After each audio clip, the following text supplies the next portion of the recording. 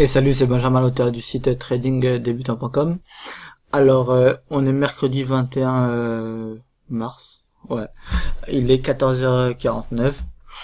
Je vais faire une analyse, de GBP USD, donc la livre contre le dollar, en sachant que cet après-midi, il y a pas mal de news échos sur le dollar. Je t'invite à aller voir ça. Même si tu verras la vidéo que demain matin, du coup, ce sera sûrement passé, mais je t'en ai déjà parlé sur Facebook, je pense. Et que demain matin, il y a pas mal de choses qui se passent sur la livre. Donc, à partir de là, je t'invite à bien lire les mentions légales.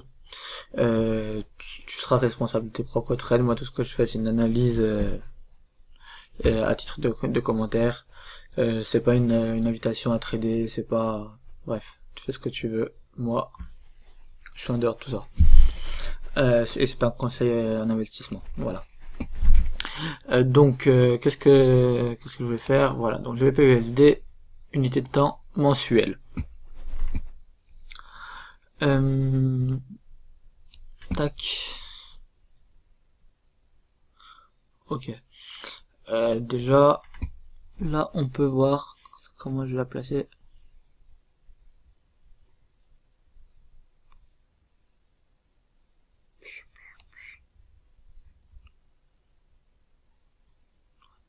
Bon. Pour le moment, on va rester là. Hebdo. Ok.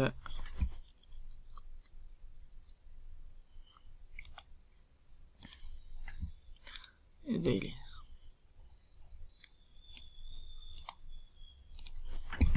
On va partir de l'hebdo.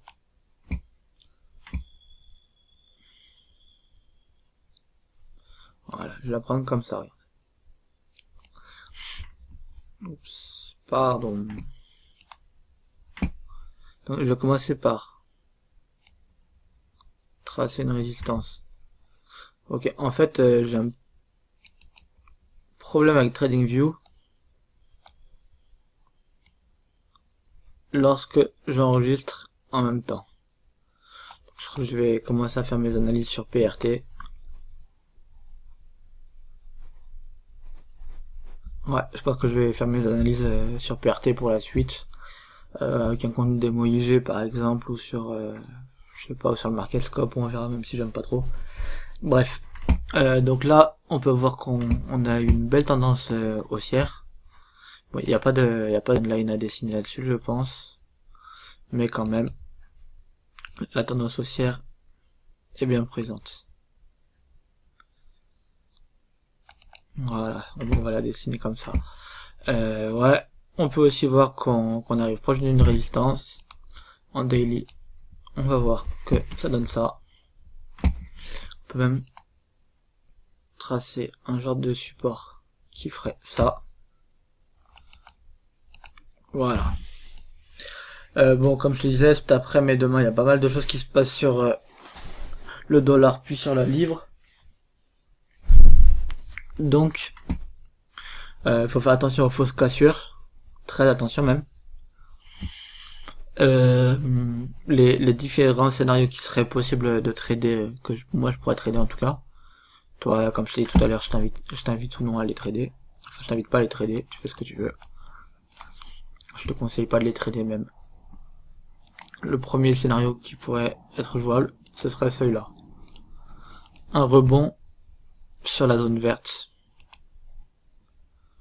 Hop, sur la zone rouge. Voilà, comme ça on différencie pour faire une vente. Jusqu'à la zone verte. On essaie de pas vendre au hasard, c'est-à-dire que faut essayer de trouver un setup pour vendre ça par exemple. C'est toujours mieux que de vendre juste parce qu'on a touché là, alors que une zone c'est fait pour être cassée aussi, que donc cette zone là peut être cassée. Ensuite, le deuxième scénario, ce serait de casser la zone et de continuer la hausse qui a quand même été pas mal jusque là et qui pourrait continuer pendant encore bien longtemps. Fais voir. Tac. Et on pourrait envisager d'atteindre, pourquoi pas,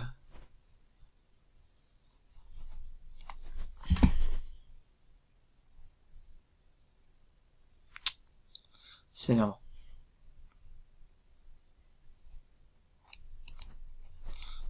Je vais me la tracer. Pourquoi pas cette zone là, voilà. Que je vais mettre en bleu pour ce coup-ci. Voilà. Donc moi sur le GBP USD, je pourrais avoir deux plans. En fait, ce qu'il faut essayer de faire en règle générale, c'est toujours de se faire plusieurs scénarios avec plusieurs plans. Pour attends, excuse-moi, ça frappe. Bon, me revoilà, mais du coup je sais plus exactement où j'en étais.